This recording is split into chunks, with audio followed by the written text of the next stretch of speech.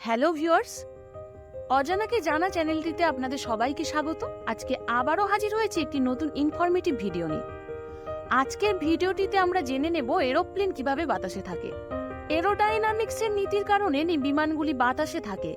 বাঁকা উপরের পৃষ্ঠের উপর বাতাস দ্রুত প্রবাহিত হওয়ার ফলে ডানার আকৃতি উত্তোলন তৈরি করে, নিম্নচাপ তৈরি করে, যা বিমানটিকে বায়ুবাহিত রাখে। তাহলে ফ্রেন্ডস, আজকে জেনে নিলাম এরোপ্লেন কিভাবে বাতাসে থাকে। ধন্যবাদ।